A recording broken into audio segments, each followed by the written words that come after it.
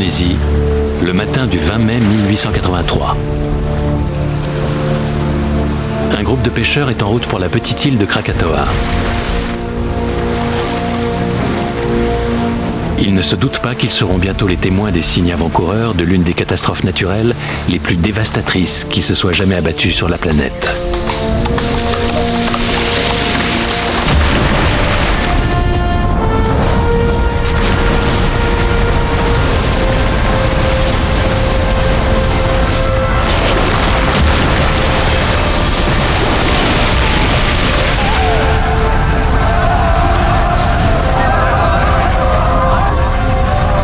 Ces hommes n'échapperont à cet enfer que de justesse. Et cela ne faisait que commencer.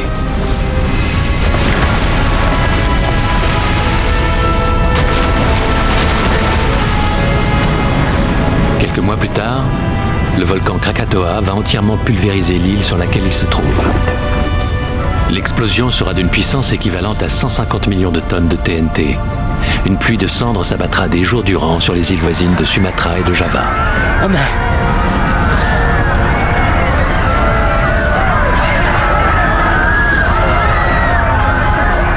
Et l'onde de choc se répandra sur la totalité de la planète.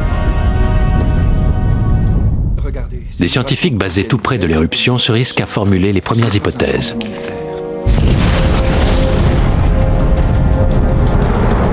De gigantesques raz-de-marée se forment, avec des vagues d'une hauteur 2 fois supérieure à celle du tsunami de 2004. Oh mon Dieu, regardez! Ces vagues gigantesques s'abattent sur les côtes environnantes et réduisent à néant 165 villes et villages indonésiens, causant la mort de plus de 36 000 personnes.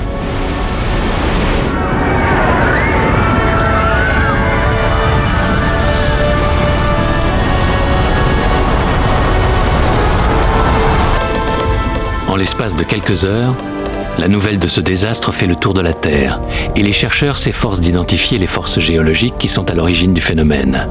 Ce film s'appuie sur les résultats de leurs travaux.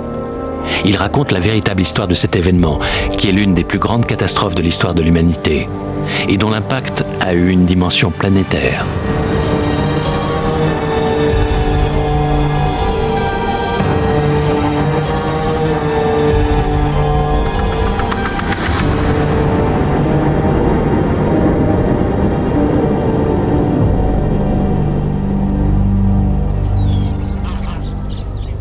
En 1883, Ketimbang, situé à l'extrémité sud de l'île de Sumatra, était l'un des postes avancés de l'empire colonial hollandais.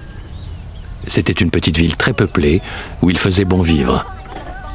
Rien ne semblait troubler la quiétude rurale de ce lieu qui se situe à moins de 40 km de l'île volcanique de Krakatoa. Sumbi, une jeune fille de la région, se rend pour la première fois à son travail. Elle devra veiller sur les enfants d'une famille hollandaise dont le père est fonctionnaire colonial.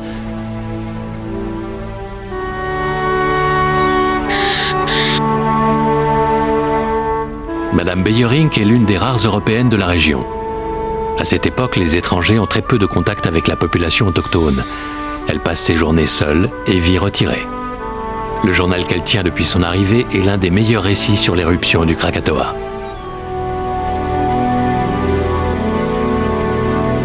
Il s'appelle Yanni.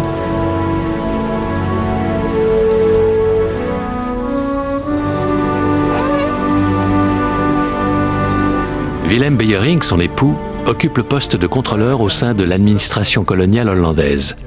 Il parle couramment le malais et la population locale peut venir lui faire part de ses doléances. Son bureau est ouvert à heure fixe. Sa mission consiste à dissiper les tensions qui pourraient naître de l'application des lois coloniales.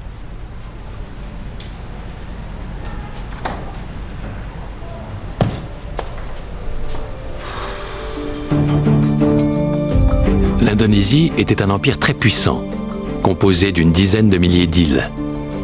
Les deux plus grandes, Java et Sumatra, sont séparées par le détroit de la Sonde, une voie maritime particulièrement fréquentée. À l'extrémité sud de l'île de Sumatra se trouve la petite ville de Ketimbang, et à une distance d'à peine 40 km du bureau de Beyerink, l'île de Krakatoa, sur laquelle se trouve le volcan du même nom. Une série de phares avait été installés sur la côte ouest de Java pour améliorer la sécurité de la navigation dans les eaux du détroit. Le phare de Force Point est l'un d'entre eux. Toe Mang, le gardien de phare qui vient de prendre ses fonctions, est responsable de la sécurité de la navigation dans le détroit de la Sonde. Tout est calme. Le bateau à vapeur du gouvernement néerlandais, le gouverneur général Lourdon, est justement en train de passer au large de l'île de Krakatoa.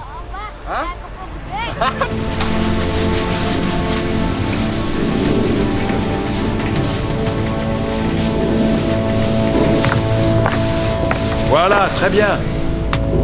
C'est le capitaine Lindemann, un ancien officier de la marine hollandaise, qui commande à l'époque ce bateau. Excellent, c'est ce que j'appelle faire son devoir. Pour le capitaine et son équipage, le Krakatoa est un point de repère familier sur la ligne d'horizon. Le volcan est en sommeil depuis plus de 200 ans. Un calme trompeur. En mars 1883, une série d'imperceptibles tremblements de terre témoigne déjà du danger venant des profondeurs. Mais personne ne les remarque vraiment. Mais que se passe-t-il? Qu'est-ce que tu as? Qu'est-ce que tu as? Pourquoi es-tu si nerveux? Chut, du calme.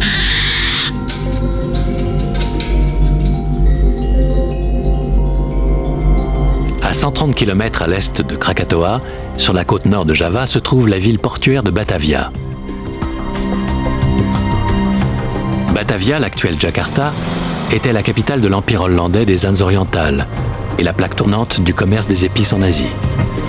Depuis le XVIIe siècle, la Hollande maintenait sa place de puissance commerciale dominante en Extrême-Orient. Épices d'Orient, sucre, cannelle et poivre, mais aussi bois tropicaux, or et caoutchouc procuraient de juteux profits aux colons. D'importantes flottes de navires marchands sillonnaient les mers entre l'Europe et l'Asie. De nos jours, rien n'a changé de ce point de vue-là. Et l'île de Krakatoa reste l'un des passages obligés de ces voies maritimes.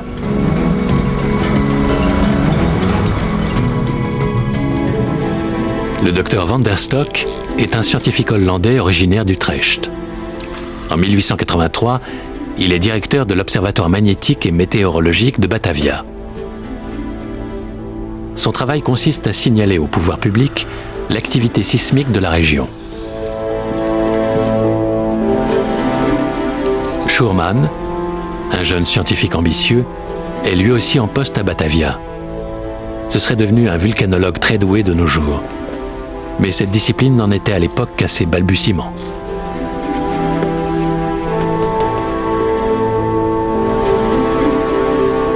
Le docteur Van der Stok a surveillé l'ensemble des phénomènes géologiques de l'Indonésie. Il veut parvenir non seulement à les comprendre, mais aussi trouver le moyen de prévoir d'une manière fiable d'éventuelles catastrophes. Oh, Schurman. Monsieur le directeur? Vous venez me rapporter mes livres? Oh non, pour tout vous dire, je ne les ai pas terminés. La promptitude n'est pas votre fort. Je suis consciencieux. Dites-moi, vous n'avez tout de même pas l'intention de les apprendre par cœur? Serait-ce donc un péché? Je ne voudrais pas que vous deveniez plus intelligent que moi. Je recherche de la documentation sur le comportement des animaux. Quelque chose qui ressemble à l'histoire du poisson-chat japonais qui se comporte bizarrement avant les tremblements de terre. Vraiment? Mais oui, comme les animaux domestiques qui deviennent nerveux juste avant un orage. Je crois malheureusement que je n'ai rien sur le sujet. C'est justement une bonne raison pour faire des recherches. Vous imaginez si on pouvait réussir à prévoir les tremblements de terre grâce au comportement des animaux? Comme les Chinois le font avec les sauterelles. Si nous étions capables de combiner ce genre d'observation avec les mesures que vous avez réalisées, nous pourrions Je vous en peut-être... prie, tout cela n'a plus rien à voir avec la science. Mais bien sûr que si, tout est science, mon cher. Il me faut absolument un chien. Tâchez de me rapporter mes livres.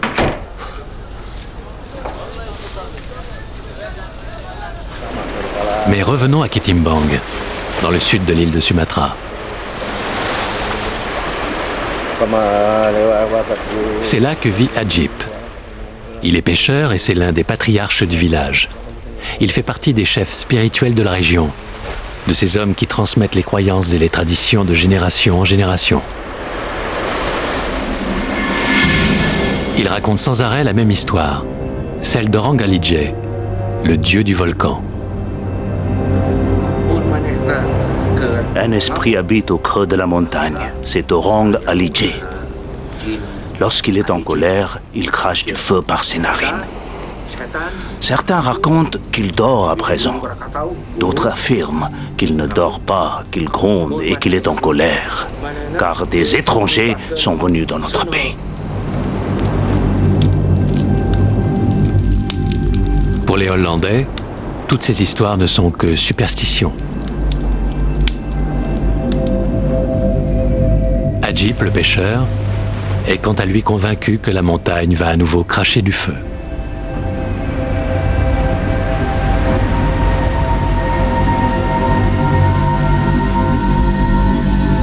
Et effectivement, la pression qui s'est accumulée dans les entrailles du volcan commence à être perceptible à la surface du sol.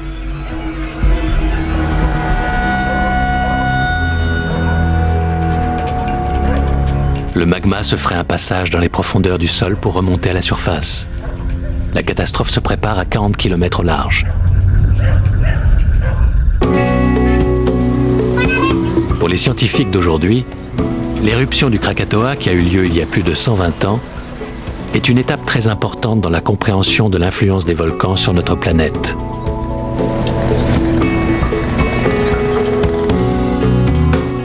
Mike Rampino est professeur de géologie à l'Université de New York. Ses travaux ont grandement contribué à la compréhension de ce qui a généré une pareille pression dans le volcan. Il est revenu après de nombreuses années effectuer de nouvelles recherches en Indonésie.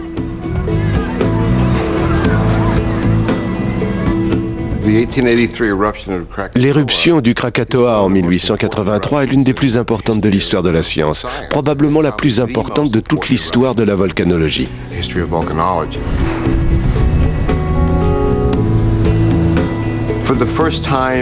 C'était la première fois qu'une grande éruption volcanique se produisait devant suffisamment d'observateurs dans le monde, sur Terre ou en mer sur des bateaux, pour que l'on puisse vraiment avoir une image synoptique globale de ce qui se passe lors d'une grande éruption volcanique.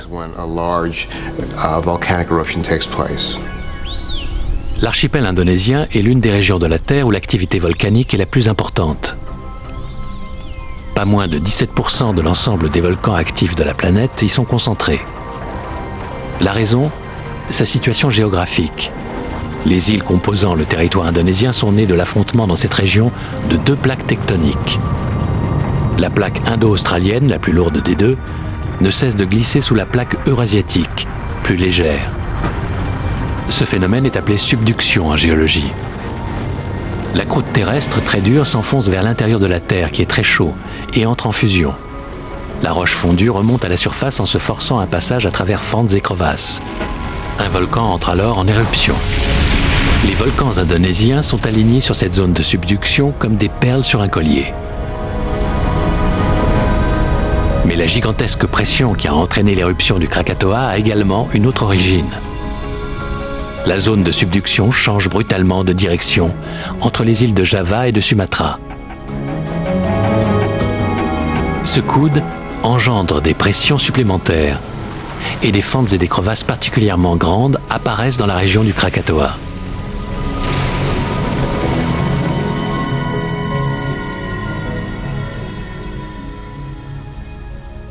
À Ketimbang, la vie suit son cours dans le bureau du fonctionnaire colonial Beyerink. Anna ? Que diriez-vous, mon ami, d'une petite promenade ? J'ai trop à faire. Oui, ça je sais. Mais si j'attends comme toujours que vous ayez le temps, j'en ai pour l'éternité. Et si nous la faisions demain ? Vous le promettez ? Mais bien sûr.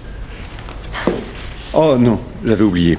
J'ai un rapport à écrire qui doit être à Batavia dès demain. Qu'est-ce que cela change si ce rapport arrive avec un jour de retard ? Ce serait la fin du monde ? Au cas où vous l'auriez oublié, j'ai une mission à remplir.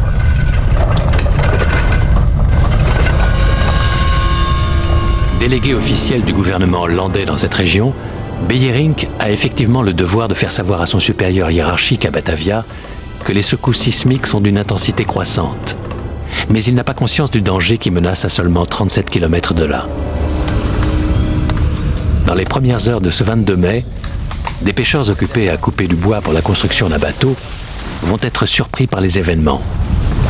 La pression qui s'était accumulée sous l'île de Krakatoa, restée paisible jusque-là, se libère subitement. Et c'est l'enfer.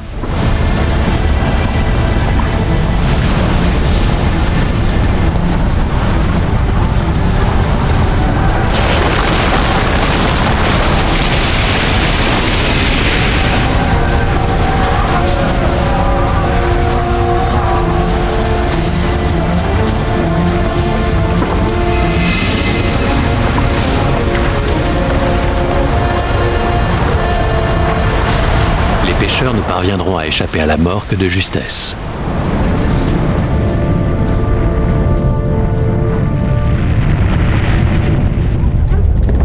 L'onde de choc parvint à Ketimbang quelques instants plus tard.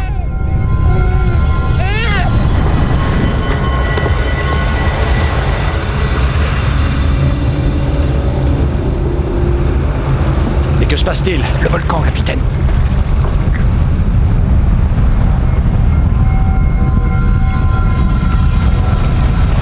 Seigneur. Tâchez de garder le cap, compris? Compris. Une douzaine de navires sont témoins de la première éruption. Et quelques minutes suffisent pour que l'onde de choc atteigne Batavia. Vous avez senti le séisme? Que disent vos instruments? Il ne s'agit pas d'un séisme. J'ai pourtant senti trembler la terre, mon chien l'a Oubliez ressenti. votre chien et venez plutôt voir. Regardez bien cette partie. L'aiguille s'est déplacée à la verticale. Les vibrations provenaient d'en haut, mais pas du sol. C'est pas un tremblement de terre. C'est un volcan? Probablement. Une éruption? Oh mon Dieu, j'attendais ça depuis si longtemps. À nous de jouer maintenant.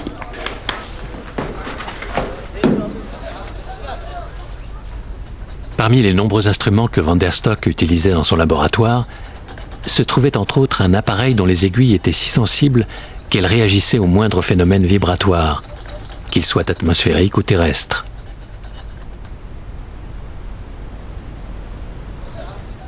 Tout semblait plaider en faveur d'une onde de choc provoquée par une explosion qui aurait eu lieu à une distance d'environ 160 km de là. Mais Van der Stock ne pouvait pas se douter de l'ampleur de la catastrophe à venir. Le capitaine Lindemann fut l'un des témoins oculaires. Son livre de bord nous permet de reconstituer fidèlement le cours des événements. 20 mai 1883, 10h30. Ce matin, nous avons observé une éruption volcanique sur l'île de Krakatoa. Un panache de fumée blanche s'est rapidement formé dans le ciel. Ce nuage est monté à la verticale et lorsqu'il a eu atteint une altitude d'environ 11 000 mètres, il s'est ouvert comme un parapluie. Le vent qui à cette altitude souffle de l'ouest a alors dispersé le nuage au point qu'on ne distinguait pratiquement plus qu'un petit coin de ciel bleu. Cette éruption, encore d'une faible ampleur, prouvait que le Krakatoa venait de se réveiller de son long sommeil. Mais que s'est-il exactement passé ? Un bouchon visqueux de magma solidifié et de roches avait obstrué la cheminée du volcan pendant plus de 200 ans. Jusqu'au moment où celui-ci ne fut plus en mesure de retenir la pression accumulée qui ne cessait de croître, et il explosa. La libération soudaine de la pression au niveau de la chambre magmatique a eu le même effet que si on secouait une bouteille de champagne et qu'on la débouchait ensuite.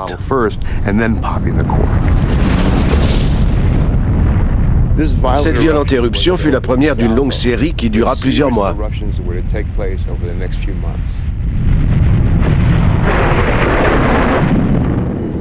Alerté par des témoins oculaires, l'administration coloniale de Batavia demanda à Beyerink de se rendre à Krakatoa. Il avait pour mission de rendre compte de l'ampleur de l'éruption volcanique.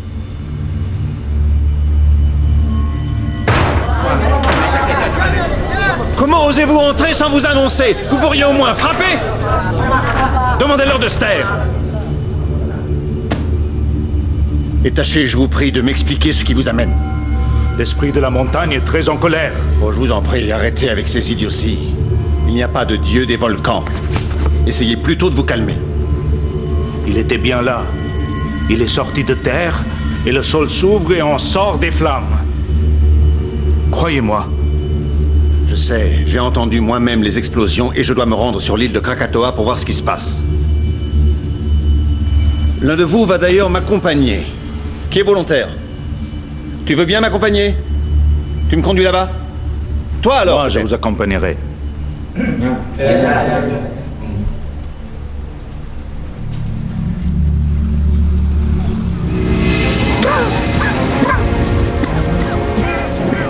Le lendemain matin, Beyerink et Adjip se mettent en route vers l'île de Krakatoa.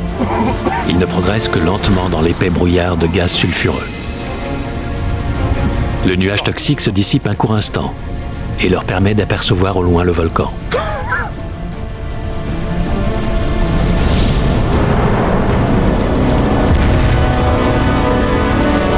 Demi-tour! Il faut partir tout de suite!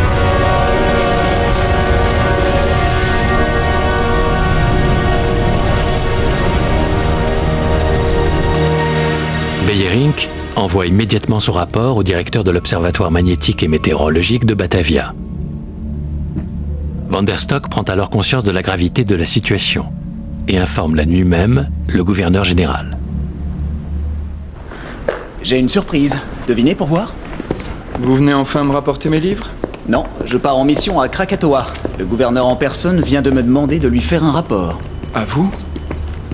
Pourquoi vous l'a-t-il demandé? C'est à moi qu'il aurait dû demander ça. C'est moi qui ai pris la peine de lui transmettre l'information. Mais je suis moins indispensable que vous. Vous êtes marié, pas moi. Mais...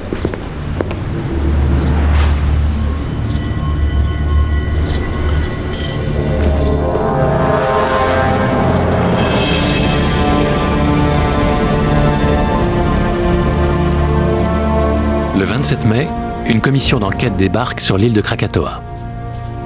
Elle est placée sous la direction de Schurman et de Van der Stock.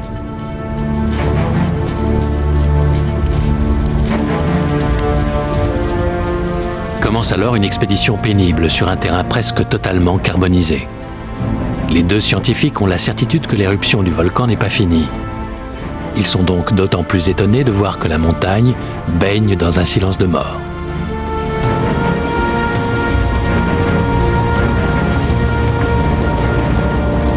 Les échantillons qu'ils ont prélevés sont extrêmement précieux pour les scientifiques d'aujourd'hui. Ils permettent d'identifier les matières qui ont été crachées par le volcan au cours de la première phase de l'éruption.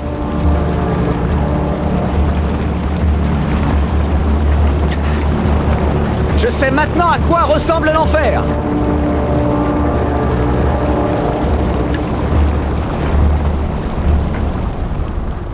Le gaz sulfurique rend la respiration difficile. Mais ils vont néanmoins tenter d'atteindre le cratère.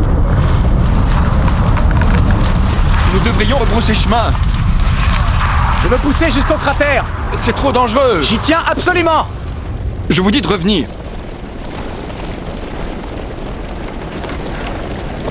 Vous avez perdu le goût de l'effort à force de rester enfermé dans votre bureau. Dépêchez-vous. Allez, venez. Dépêchons-nous.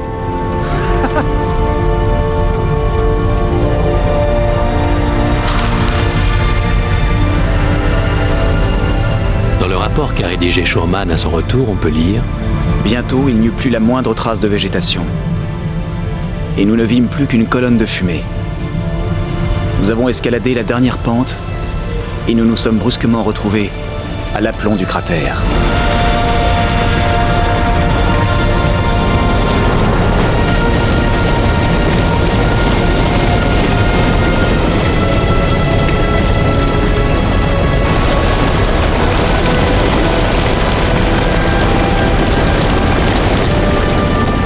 Saviez-vous que l'enfer ressemblait à ça?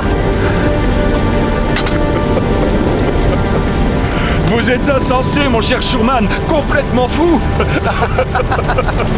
Schurman et Van der Stock peuvent d'une certaine façon être considérés comme les premiers vulcanologues grâce à cette téméraire expédition. Ni le jeune Schurman ni Van der Stock, qui était un scientifique émérite, ne se doutaient du danger auquel ils s'exposaient. Les vulcanologues actuels, comme Mike Rampino, le mesurent exactement. Ils n'ignorent rien des forces dévastatrices qui avaient emporté toute la végétation des pentes du Krakatoa. Ils ont eu beaucoup de chance d'être là-bas à un moment où le volcan était moins actif, car tout le secteur avait été dévasté par une coulée pyroclastique faite de cendres incandescentes et de gaz.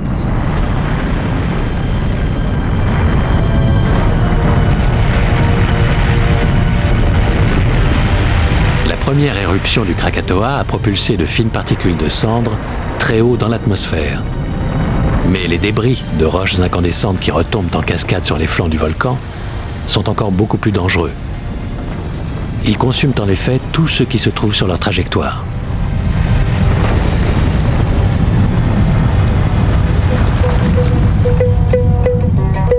À la fin du mois de mai, la situation s'est un peu améliorée. La population des côtes occidentales de Java et méridionales de Sumatra vaque à nouveau à ses occupations. Seule une colonne de fumée subsiste et un grondement se fait entendre de temps à autre. Il s'agit là de phénomènes que connaît bien Bill McGuire, un célèbre vulcanologue et expert en tsunami de l'University College de Londres.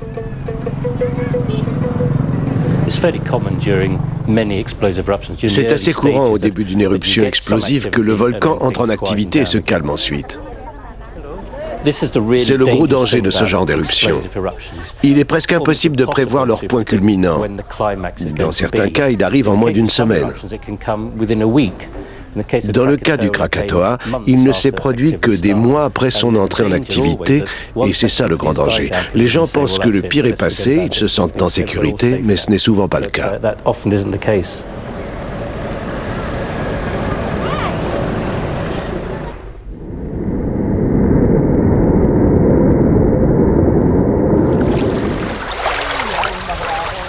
Le matin du 26 août 1883.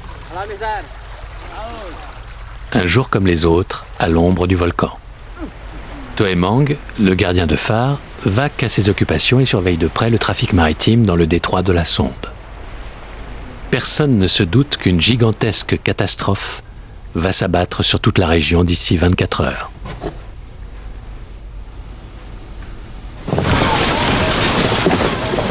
Le navire gouverneur général Lourdon doit rallier le sud de l'île de Sumatra et donc emprunter le détroit de la Sonde.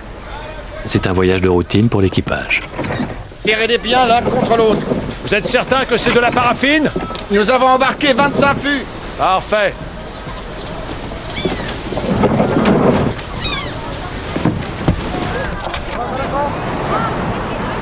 Comme tous les jours, Adjip, le pêcheur, est au marché.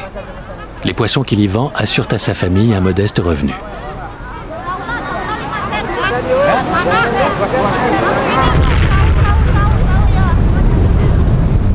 À 13h06 exactement, l'enfer se déclenche.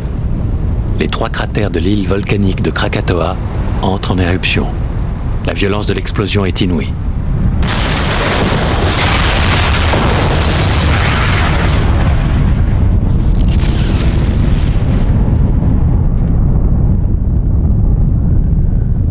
Ce qui se produit alors n'avait encore jamais été observé par aucun être humain.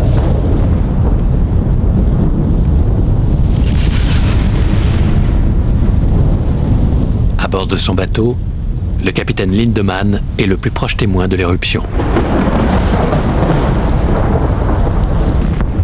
Beyering et sa femme, qui se trouvent dans la ville de Ketimbang, toutes proches, se rendent compte que cette fois-ci, ils ont affaire à toute autre chose.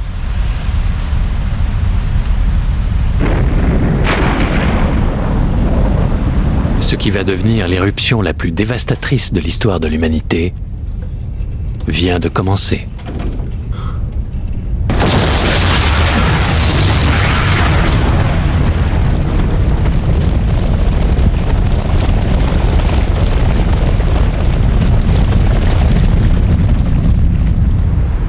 La population côtière du détroit de la Sonde vit ces dernières heures avant que la puissance dévastatrice de la nature ne vienne anéantir la région. Bill McGuire est venu découvrir le secteur se trouvant à proximité de l'ancien phare. Dès que le volcan est entré en éruption, le 26 août à l'heure du déjeuner, les choses n'ont cessé d'empirer. Il y eut des explosions d'une violence inouïe toutes les 10 minutes. Une colonne de cendres et de débris d'environ 25 km s'est élevée dans l'atmosphère.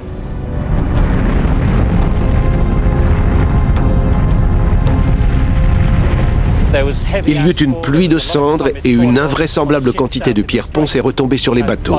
Dans l'après-midi, le ciel s'était tellement obscurci qu'on ne pouvait probablement pas distinguer sa propre main. Des tremblements de terre ont sûrement dû accompagner ces explosions volcaniques. Et il est probable que de très nombreuses coulées pyroclastiques se sont enfoncées dans la mer, qui devait être de plus en plus agitée. Le gouverneur général Lourdon ne se trouve alors qu'à 10 000 nautiques du Krakatoa. Il faut s'éloigner de la côte. Qu'est-ce que j'essaye de faire? Il faut éviter d'être entraîné vers la côte. La mer est démontée. Répétez, vite. Jetez les fûts de paraffine par-dessus bord avant qu'ils explosent tous. Remplacez-moi un instant.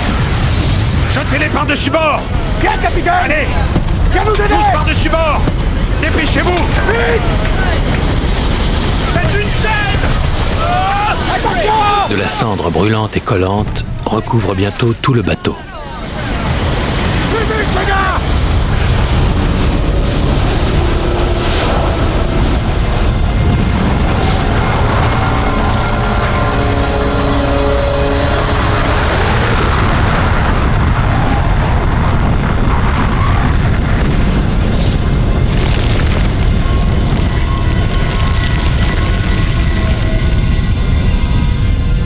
La pluie de cendres atteint la ville de Ketimbang en début de soirée.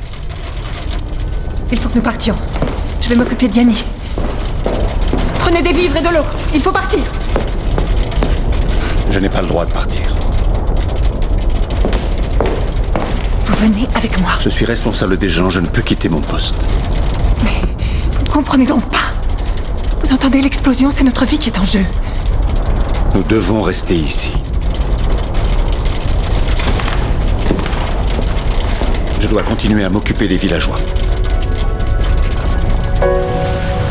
Le lendemain matin, vers 5h30, l'île est secouée par une nouvelle explosion. D'épaisses coulées de lave se déversent sur les flancs du volcan. Des pans entiers de l'île glissent dans la mer et provoquent la formation de gigantesques vagues.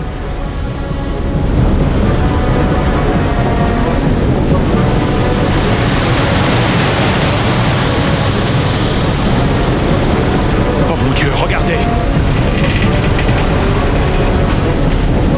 Mettez vite le cap sur la vague. Tirez de bord.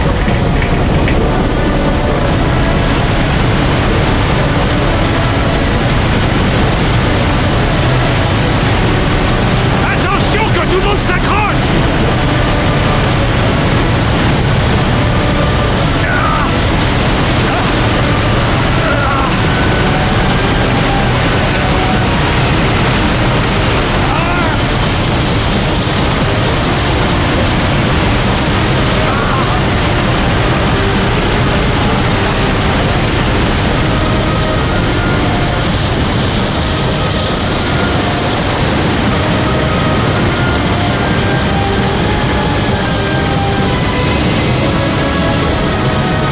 En se rapprochant de la côte, cette vague gigantesque perd de la vitesse, mais gagne en hauteur. Le gardien de phare est pétrifié de terreur lorsqu'il voit arriver le tsunami.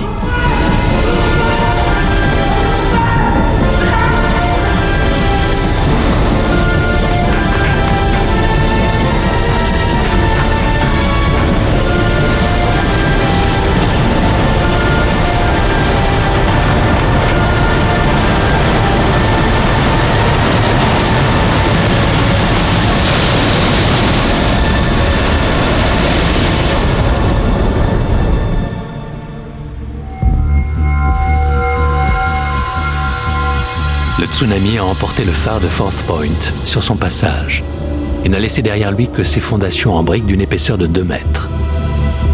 Leur présence permet aujourd'hui de se souvenir de la catastrophe.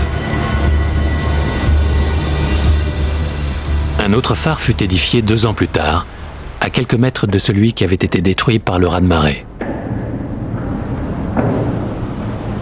Le nouveau phare de Force Point fait 40 mètres de haut, ce qui correspond à la hauteur de la plus grande vague. Et vu d'ici, une vague de cette taille est presque inimaginable. Elle a dû anéantir toute la région, d'autant plus que cette vague n'était pas unique. Les tsunamis ne se réduisent pas à une seule vague venant s'abattre sur une plage. Ce sont en général des phénomènes très étendus pouvant aller de plusieurs centaines de mètres à plusieurs kilomètres de large. C'est comme un mur d'eau qui rase tout sur son passage. Près de 20 000 personnes ont péri uniquement dans ce secteur. Le tsunami de 2004 a été encore plus destructeur dans la mesure où il a tué davantage de personnes sur une zone plus importante. C'est parce qu'il a été provoqué par un déplacement massif des fonds marins. Les vagues générées par l'éruption du Krakatoa étaient beaucoup plus hautes, mais elles ont rapidement perdu leur énergie et n'ont pas pu parcourir une grande distance.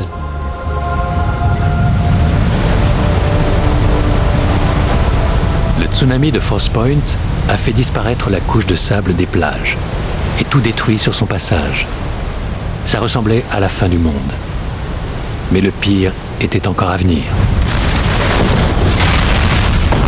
À 6h44, le Krakatoa entre à nouveau en éruption. Une détonation d'une puissance inimaginable se fait entendre. Elle correspond à l'explosion d'environ 1000 bombes atomiques. Le volcan se disloque complètement.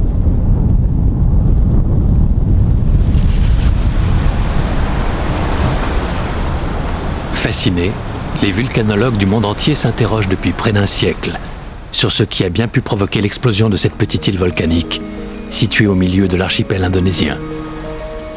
Mike Rampino se rend sur l'île de Rakata, l'une des 3 petites îles qui constituent les vestiges de l'île de Krakatoa. Il espère y trouver des réponses. Il est accompagné de Samsul, un guide local. Rakata est depuis longtemps redevenue une île verdoyante. Une jungle luxuriante recouvre les flancs de la montagne qui se trouve au centre. Les dépôts de pierre-ponce qui disparaissent sous une épaisse végétation témoignent de la catastrophe. Rampino veut examiner leur composition exacte. Le scientifique ne partage pas en effet l'opinion de nombre de ses collègues selon laquelle les violentes explosions du volcan auraient été provoquées par un mélange d'eau de mer infiltrée et de magma. Les gros blocs de pierre ponce tendent justement à indiquer que d'autres forces étaient à l'œuvre ce jour-là. Un mélange avec l'eau de mer aurait entraîné la formation de dépôts de pierre ponce ayant une porosité très fine. Ce que révèle aujourd'hui cette paroi permet d'imaginer comment la catastrophe de 1883 a dû se dérouler. Et la composition des pierres ponce révèle en définitive le secret des formidables forces qui se sont déchaînées ici. 2 sortes différentes de magma.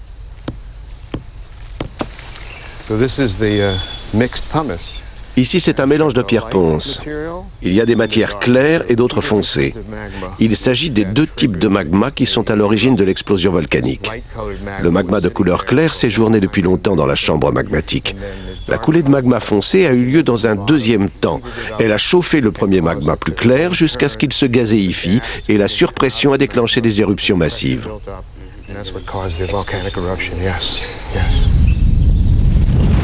La rencontre de ces 2 sortes de magma a engendré la formation d'un mélange mortel. Si l'on combine ces facteurs-là avec le fait que l'île se situait sur une zone de faiblesse géologique, on prend toute la mesure du caractère quasi inéluctable des événements. Au moment où le Krakatoa se disloque, l'explosion est d'une telle violence qu'on entend la détonation sur 1/12 de la surface de la Terre. C'est, dans l'histoire des mesures scientifiques de la transmission du son, la distance la plus longue jamais enregistrée.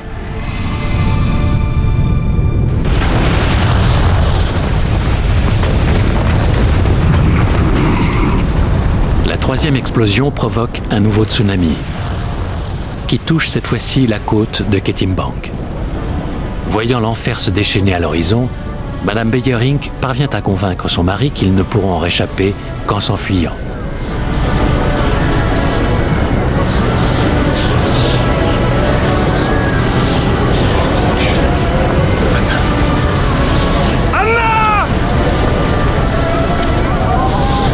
Donnez-moi Yanni.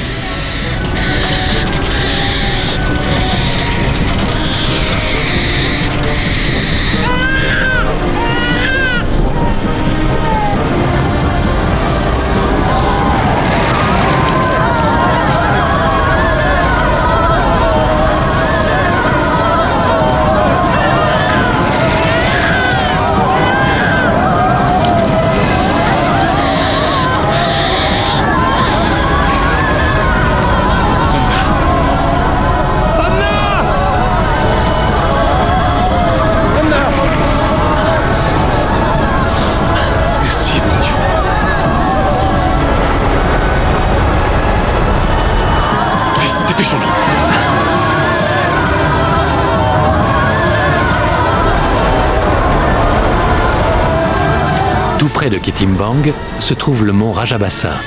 Toute la population de la ville s'y précipite.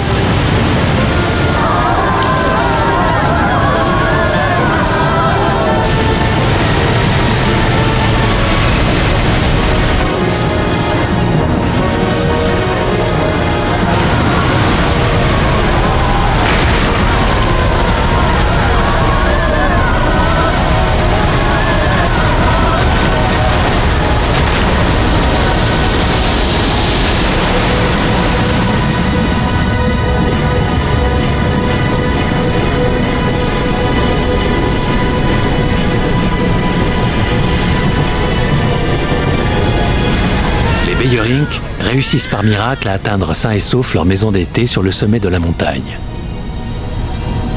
À 130 mètres au-dessus du niveau de la mer, ils sont en sécurité.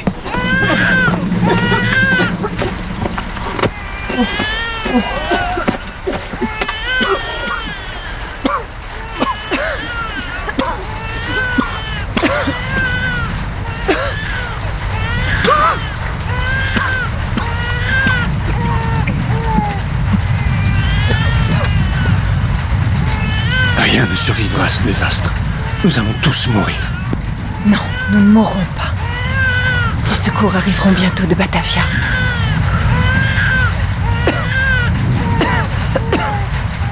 Si toutefois Batavia n'est pas détruite.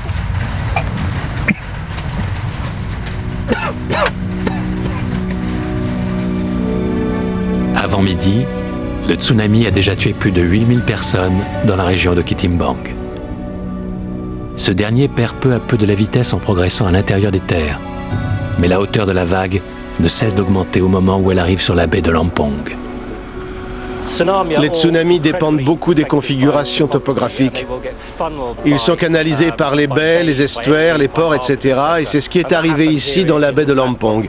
La vague a complètement dévasté toute la région entourant la baie.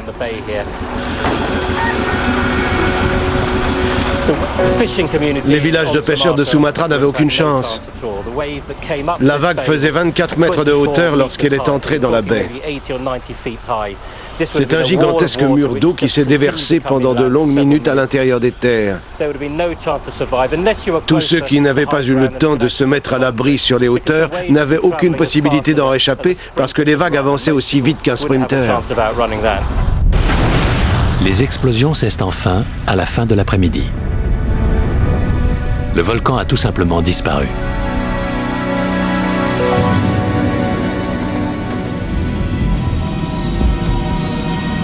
Madame. Qu'y a-t-il? Mon Dieu. Non. Oh non. Yanni. Yanni. Ah. Yanni. Le jeune fils des Beyerink est l'une des dernières victimes du Krakatoa. Il succombe aux émanations des vapeurs toxiques. Il s'est avéré que Toe Mang, le gardien de phare de Force Point, a miraculeusement survécu au tsunami. Mais sa femme et leur enfant ont tous les deux péri. Malgré ce tragique coup du sort, il reprendra son service peu de temps après.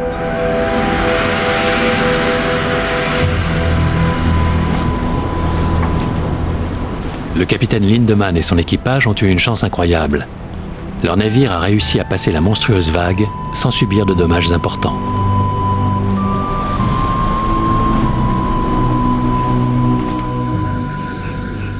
Au cours des jours suivants, la population des régions côtières de Java et Sumatra vit dans une sorte de transe.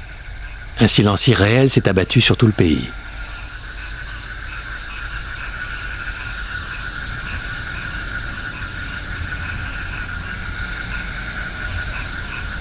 Les Beyerink ne réalisent que peu à peu ce qui s'est passé.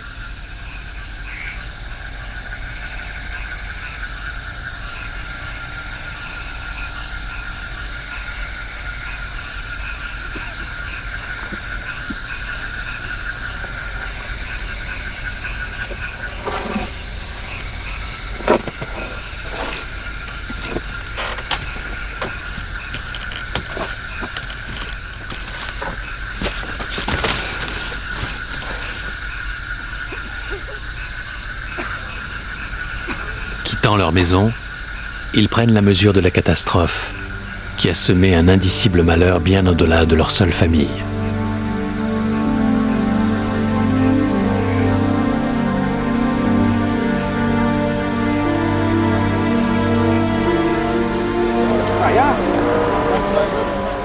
Sur la plage, Beyering rencontre Adjip et quelques pêcheurs.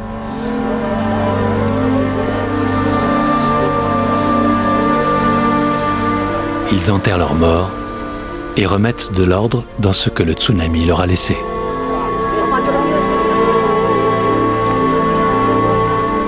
Les paroles du fonctionnaire semblent dérisoires lorsqu'il promet à la population que les autorités hollandaises vont s'occuper d'eux, que des vivres vont être distribués et leurs maisons reconstruites.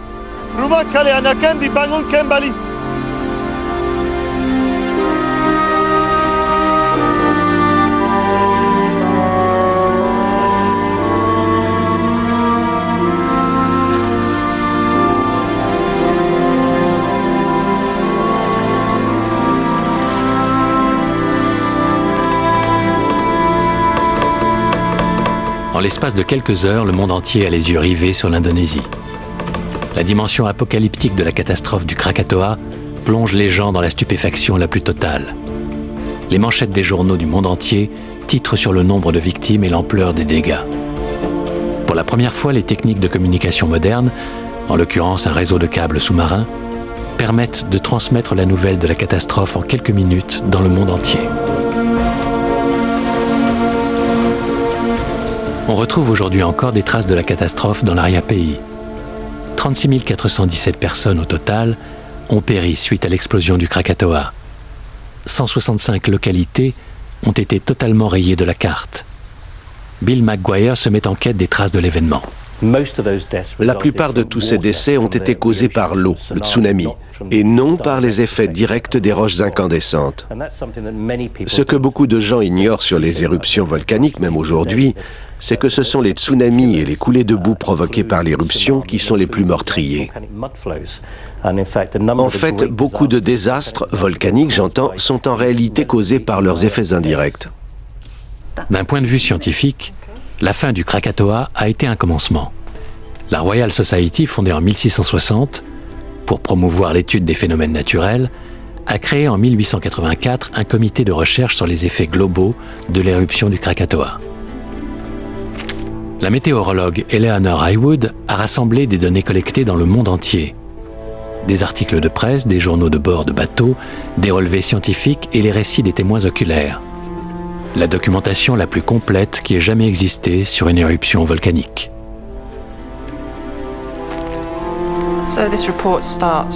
Le rapport commence au tout début de l'éruption volcanique. Il évoque les processus géologiques et tout ce qui concerne les tsunamis. On y retrouve la chronologie des différentes ondes de choc qui ont fait 7 fois le tour de la planète. Elles ont été enregistrées partout, en Australie et même jusqu'à Oxford. Il s'agit vraiment d'un phénomène global. Une foule de notes ont été prises sur les phénomènes optiques consécutifs à l'éruption comme des changements de couleur au lever et au coucher du soleil. On peut lire par exemple, le 29 août au Japon, le soleil était rouge sang et une traînée de fumée le traversait. Un mois plus tard à Haslemere dans le Surrey, des cirrus rose clair pendant le coucher du soleil. Pendant les derniers jours de septembre à Buenos Aires, le ciel a rougeoyé pendant 1h30. Le soleil et la lune changeaient de teinte. On a retrouvé ce genre d'observation pendant 4 à 5 ans après la catastrophe. Pour les météorologues, il s'agit des premiers éléments qui ont permis de comprendre que les matières propulsées par l'éruption avaient été transportées dans l'atmosphère. Les changements de la couleur du ciel au coucher du soleil, en l'espace de quelques jours juste après l'éruption, confirment l'existence de courants aériens très rapides dans la haute atmosphère. Ils transportent les particules volcaniques dans l'atmosphère. La découverte de ce qu'on appelle les jet streams a joué un rôle très important dans notre compréhension des phénomènes météorologiques. 16 millions de mètres cubes de débris, de cendres, de poussière et de gaz ont été projetés dans l'atmosphère lors de l'éruption du Krakatoa. Les matières lourdes sont retombées sur Terre. Les particules fines de poussière et les gaz sont montés dans les hautes couches de l'atmosphère. Il a suffi de quelques jours pour que ces aérosols envahissent 70% de la surface de la planète.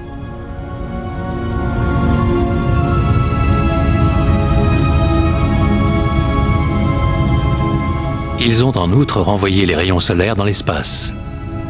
On a ainsi enregistré une baisse des températures sur Terre d'1 demi-degré Celsius. Le ciel a aussi pris des teintes rouge sang.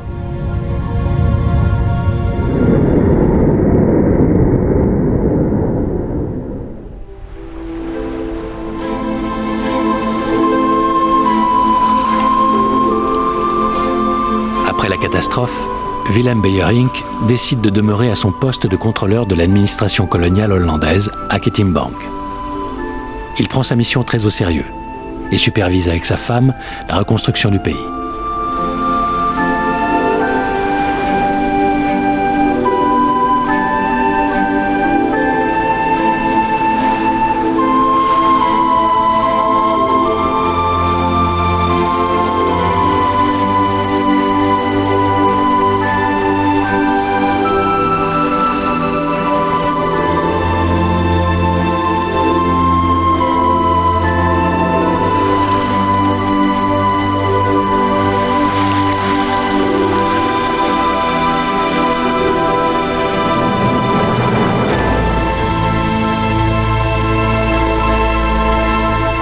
Van der Stok, quant à lui, décide de quitter ses fonctions à l'observatoire de Batavia. Il rentre aux Pays-Bas. Gardez-les. Pour vos travaux, Shoreman. Je vous ai rapporté quelque chose. Un petit souvenir de notre expédition. Un morceau du Krakatoa. Enfin, ce qu'il en reste. Merci. Bonne chance.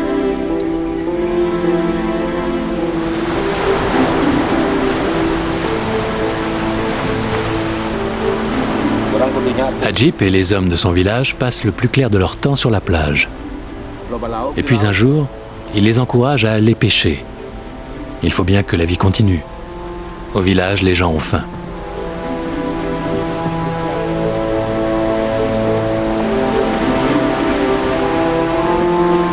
Les noms des 37 Européens tués lors de la catastrophe ont fait le tour du monde. Ceux des dizaines de milliers de victimes indonésiennes resteront en revanche anonymes. Ajip raconte encore à de nombreuses personnes de son village l'histoire du dieu Orang Alijé, qui gronde et qui est en colère lorsque des étrangers pénètrent sur son territoire. Les pêcheurs trouvent dans leurs croyances l'explication de la catastrophe qui s'est abattue sur eux en août 1883. Pour les scientifiques, l'éruption marque l'émergence d'une nouvelle approche de l'idée que nous nous faisons de notre planète. Et aujourd'hui encore, plus de 120 ans après, l'histoire du Krakatoa n'est toujours pas finie. Bien que l'éruption ait complètement anéanti l'île aux 3 cratères, un nouveau volcan est en formation. Tel le phénix renaissant de ses cendres, l'Anak Krakatoa, l'enfant du Krakatoa, prend place au beau milieu de l'ancien cratère. Mike Rampino est venu voir l'Anak pour la première fois il y a 26 ans. Il y est revenu pour collecter de nouvelles données. Le docteur Rudi Adisantono de l'administration indonésienne, qui a pour mission de surveiller les volcans, l'accompagne comme lors de son premier voyage. Tous deux sont étonnés de voir à quel point l'île est verdoyante. Lors de leur dernière visite, il n'y avait pratiquement aucune forêt ici. À présent, toute une partie de l'île volcanique est recouverte d'une épaisse jungle. L'autre partie est en revanche dépourvue de toute végétation. Là-bas, de la lave descend de la montagne.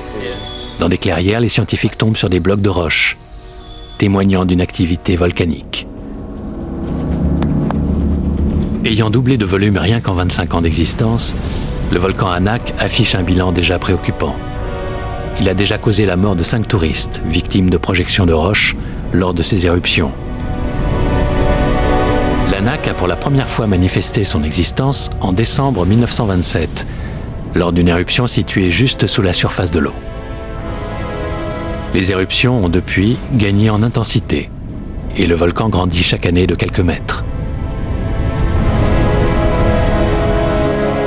Avec ses 450 mètres de hauteur, l'Anak fait aujourd'hui à peu près la moitié de la taille du Krakatoa en 1883.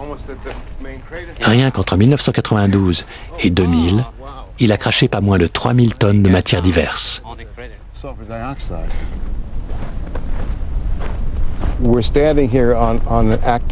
Nous nous trouvons ici sur un volcan en activité, l'Anak Krakatoa. L'ancien sommet du Krakatoa et les foyers de l'éruption de 1883 sont juste derrière nous, sur une même ligne. C'est pourquoi les vulcanologues pensent aujourd'hui qu'une ligne de faille, une crevasse souterraine, court tout le long de cette ligne ici, et sur laquelle se trouvaient tous les foyers qui sont entrés en éruption. L'administration indonésienne de surveillance des volcans observe avec le plus grand soin ce qui se passe sur l'Anak Krakatoa et surveille en particulier la viscosité du magma. La température à la surface du magma est également mesurée régulièrement. Yeah, what's the temperature? 110. 110 Celsius. In the future, we would expect that Anak... Nous nous attendons à ce que l'Anak Krakatoa devienne un volcan de plus en plus grand. Le magma qui jaillit évolue sous l'effet des phénomènes qui se produisent sous terre.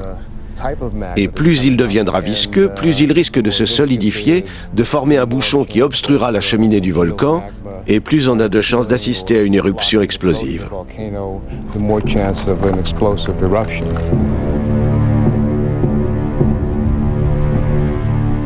Il est donc loin d'être exclu que le rejeton du Krakatoa, dont le rythme de croissance est dangereusement rapide, ne sème une nouvelle fois la désolation sur toute la région,